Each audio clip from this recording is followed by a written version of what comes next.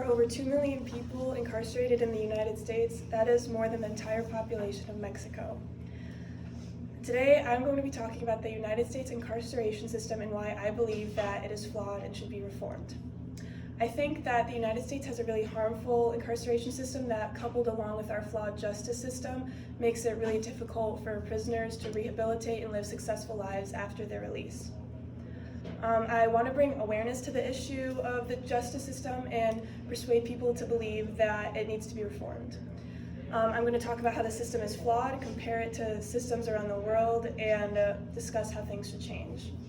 As a country, we should want our citizens to be as successful as possible. However, with the way that our prison system is set up, many members of society cannot be the best that they can be. So there are various flaws in the system that prevent rehabilitation from actually occurring. In the criminal justice system, rehabilitation is known as the process of helping inmates grow and allow them to separate themselves from the environmental factors that made them commit a crime in the first place. However, individuals that are out on probation have very high rates of returning back to prison just because there are really vague and hard to follow rules in place, and they're also usually not able to pay monthly fees that they have to be able to stay out on probation. In 2021 alone, there were over 230,000 people that shifted from community supervision back to jail, and this is because it's really easy to violate small and non-criminal rules that leads back to incarceration and strips these individuals of any progress that they have made after they were released. Another problem is that prisoners should be earning money for the labor they do in prison, but oftentimes they don't. So in Texas, you work in prison, but they aren't required to pay you anything. And this is due a lot of the time to the fact that there's a lot of privately owned prisons out there that benefit a lot from the labor, but they don't pay them fairly. And sadly, most prisoners are of lower socioeconomic statuses before they are arrested, but working without pay does not prepare them for release at all. And I think that there should be laws in place that require prisoners to be compensated for work they do.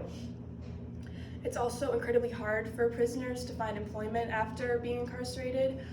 Nearly 75% of formerly incarcerated people are still unemployed a year after release. And this is due to the fact that there are many stipulations in place that prevent them from finding well-paying and stable jobs. But these individuals really need access to job certainty right after their release, or they become way more likely to return back to prison. So next I want to talk about how prisons have really negative outcomes. For prisoners themselves, about 20% of inmates suffer from some mental illness that usually worsens while they're incarcerated, and sadly there are not a lot of helpful resources available to help them with that. And for the families of incarcerated people, there are also consequences. So children with incarcerated parents are more likely to have depression and anxiety, and they're also more at risk for physical problems such as asthma or high cholesterol. And sadly, families of color or lower SES families are more affected at a disproportionate rate with these things. So finally, I want to do a quick comparison of the US prison system to another country, and I chose Norway because I think they have a really good prison system in place that actually helps people. So in Norway, they have a concept called restorative justice, and this allows inmates to go to school, regularly see their family, and learn practical life skills. And so the prisons there are very liberal in the way that they work, so inmates live a similar life to regular people, and this really helps their recidivism rates, which basically means like if they are a repeat offender or not.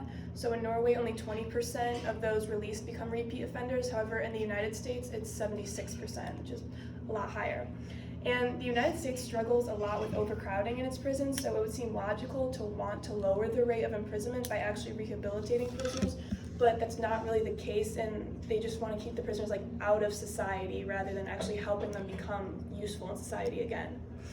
So all in all, we can see how the United States has a flawed perception of prisons and why they should exist in the first place, and I think the system is really broken and needs to be changed so that being incarcerated does not damage your chances at a good life after you're released.